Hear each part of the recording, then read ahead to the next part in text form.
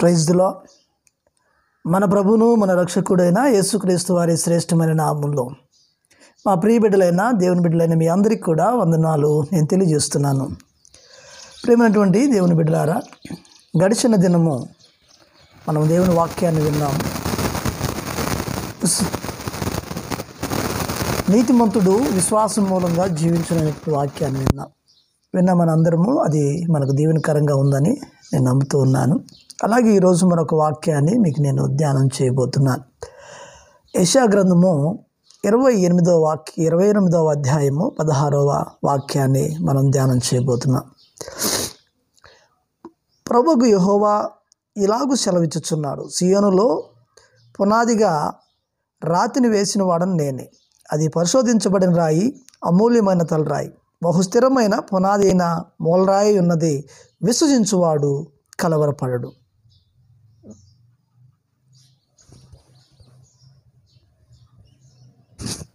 కాబట్టి నా ప్రియమైన దేవుని బిడ్డలారా, ఇక్కడ రాయబడినటువంటి వాక్యము సియోనులో మూలరాయిగా వేయబడినది మన ప్రభువైన యేసుక్రీస్తు వారు. ఇది అమూల్యమైన రాయట, బహుస్థిరమైన రాయట, ఆ మూలకే అది తలరాయట. అటువంటి ఈ క్రీస్తు యందు ఎవరు విశ్వాసం ఉంచుతారో వారి అన్నిటికీ కలవరపడరు. నీతిమంతుడు విశ్వాసం మూలంగా జీవించునని గత వాక్యంలో మనం విన్నాం. ఇప్పుడైతే ఆ నీతిమంతుని యందు విశ్వసించేవారు ఎవరైనా వారు కలవరపడరు అనేటువంటి వాక్యాన్ని దేవుడు మనకి జ్ఞాపకం చేస్తున్నాడు. ప్రియమైన దేవుని బిడ్డలారా, ఎవరైతే దేవుని యందు విశ్వాసం ఉంచి తమ అనుదిన జీవితాలను ప్రారంభిస్తున్నారో, భయంకరమైనటువంటి పరిస్థితులు మన జీవితాల మీదకి వచ్చినప్పుడు, సుడిగాలులు పెను తుఫానులు మన మీద వీస్తున్నప్పుడు ఆయా పరిస్థితులు మనల్ని కలవరపెడతాయి. ఒకానొక సమయంలో ఫిలిష్తీయుల యొక్క సైన్యాధిపతి అయిన గొలియాతు ఇశ్రాయేలు ప్రజలను, సౌలు రాజును కలవరపెడుతున్నాడు. 40 దినాలు మరి ఇశ్రాయేలుకు ఒక పెను సవాలుగా నిలబడి, మీలో ఎవరైనాను నన్ను జయించేవారు ఉంటే రమ్మని చెప్పి సవాలు విసురుతున్నప్పుడు, అటు ఇశ్రాయేలు పెద్దల రాజులను సహితము చేయనిది ఏమీ లేక నిస్సహాయులై కూర్చున్నప్పుడు, ప్రజలంతా భయభ్రాంతులై కలవరపడుతున్నప్పుడు, ఏమి చేద్దామా, ఎలా తప్పించుకుందామా అనే మార్గము తెలియక కూర్చుని ఉన్నప్పుడు, అటువంటి పరిస్థితుల మధ్య ఓ యవనస్తుడు దేవుని చేత బహు విశ్వాసముగా నిలబడుతున్నటువంటి దేవుని సేవకుడైనటువంటి దావీదు పరిస్థితులను చూడలా, ఎదురుగా ఉన్న ప్రమాదాన్ని చూడలా, మనుషులు పడుతున్న భయాన్ని చూడలా, వీటన్నిటిని పక్కన పెట్టి కేవలము యేసునందు మాత్రమే విశ్వసించి తాను కూడా కలవరపడక, తాను కూడా అధైర్యపడక, ఈరోజు నీతో యుద్ధము చేసేది నేను కాదు, నా దేవుడే అని చెప్పుకొచ్చాడు. యుద్ధము చేయవాడు యెహోవాయే నీతో ఈ దినమున యుద్ధము చేస్తాడు అని చెప్పి అతను పలికినటువంటి అతి శ్రేష్టమైన మాటలు మనకి ఏం గుర్తు చేస్తున్నాయంటే, దావీదులో ఉన్న విశ్వాసాన్ని తెలియజేస్తున్నాయి. దావీదులో ఉన్నటువంటి ఆ కలవరము లేని జీవితాన్ని తెలియజేస్తుంది. ఇలా కలవరపడేటువంటి పరిస్థితుల్లో కలవరపడకుండా నిలబడేవాడే క్రైస్తవుడు. వరద వస్తున్నప్పుడు, ఉప్పిన వస్తున్నప్పుడు చేప కొట్టుకు వెళ్తానని తెలుసు, కానీ దేవుని యందు నమ్మిక ఉంచి నేను దీనిని ఈదగలను, జయించగలనని ఒక విశ్వాసంతో ఆ ఎదురొచ్చేటువంటి నేలకు ఎదురు వెళుతుంది ఈ చేప యొక్క జీవిత నైజం. అలాగే ప్రభు నమ్మిన మన ఆత్మీయ జీవితాలు కూడా వస్తున్న వరద తాకిడికి, వస్తున్న ప్రమాదానికి ఎదురెళ్ళేవాడు క్రైస్తవుడు అవుతాడు. ఎందుకు ఇలా క్రైస్తవుడు అవుతాడంటే, వీడుకున్నటువంటి భరోసా, వీడుకున్నటువంటి ధైర్యం ఏంటంటే దేవుడే. ఇక్కడ గొలియాతు ముందు ప్రజలంతా భయభ్రాంతులైపోయినప్పుడు ఆ పరిస్థితికి ఎదురెళ్ళిన వాడు దావీదు. కారణం ఏంటంటే పరిస్థితులను బట్టి అతడు కలవరపడలా, పరిస్థితులను బట్టి అతడు వెనకబడిపోలా, అతడు పరిస్థితులను చూసి ముందుకు వెళ్ళాడు. కారణం ఏంటంటే అతనికి తనకన్నా తన దేవుని మీదే నమ్మిక ఎక్కువ. అందుకే పరిస్థితుల్లో దావీదు కలవరపడలేదు. ప్రియ దేవుని బిడ్డ, ఈరోజు నీవు కూడా నీ పరిస్థితులను బట్టి కలవరపడుతున్నావా అని అంటే నీవు కూడా లోకాన్ని బట్టి నడుస్తున్నావని అర్థం.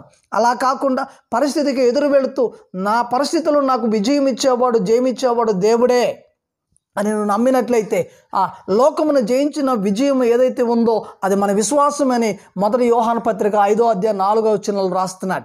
కాబట్టి లోకాన్ని జయించినటువంటి విజయం ఏదైతే ఉందో అది మన విశ్వాసము. అలా ఆ విశ్వాసంతో మనం ముందుకు సాగిపోతున్నప్పుడు గొలియాతు లాంటి పరిస్థితులు వచ్చినా మనం జయించగలుగుతాం. కొండలు, తుఫానులు, ఉప్పెనలు, కరువులు, కాటకాలు, తెగుళ్ళు, మరి మనము జయించలేని ఏ పరిస్థితి మన మీదకి వచ్చినా ఎదురు వెళ్ళాలనేటువంటి ఒక ధైర్యం, నిశ్చయిత ఎప్పుడు మనకు కలుగుతుందంటే ఇదిగో మనము క్రీస్తు యేసునందు ఉన్నప్పుడు మాత్రమే. ఇదిగో ఆ రాతి మీద కట్టబడినటువంటి వాడు బెదరడు, తొణకడు, జడియడు, ఏ విధమైనటువంటి బలహీనతలకు లోబడడు. కారణము అతనిలో కలవరం లేదు. ఈరోజు దేవుని బిడ్డ, నువ్వు కూడా కలవరపడుతున్నావా? గొలియాతును చూసి ఇశ్రాయేలు ప్రజలు కలవరపడినట్లు నీ ముందున్న పరిస్థితులను చూసి నువ్వు కూడా కలవరపడుతున్నావేమో. చేసేది ఏమీ లేక ఇశ్రాయేలు ప్రజలు నిరుత్సాహపడినట్లు ఈరోజు నీవు కూడా నీ ముందున్నటువంటి పరిస్థితులను బట్టి నిరుత్సాహపడుతున్నావేమో. కానీ ఇదిగో దావీదు వలె నువ్వు ధైర్యం తెచ్చుకోవాలి. దావీదు వలె నీ సమస్యకు ఎదురు వెళ్ళాలి. దావీదు వలె నీ పోరాటానికి ఎదురు వెళ్ళాలి. మంచి పోరాటం పోరాడాలి. తర్వాత నీ విశ్వాసం నిన్ను విజయంతో నింపుతుంది. నీ విశ్వాసం నిన్ను గెలిచేలా చేస్తుంది. నీ విశ్వాసం నీకు ఒక అండగా నిలబడుతుంది. ఎందుకంటే నువ్వు నమ్మినటువంటి దేవుడు నమ్మదగిన వాడు. ఆ నమ్మదగిన దేవుని విశ్వసించి ఆ నమ్మదగిన దేవుని నీవు ఆరాధించినట్లయితే ఇదిగో శాప విజయాన్ని సాధించినట్లు నీవు దేవుని విజయాన్ని సాధిస్తావు.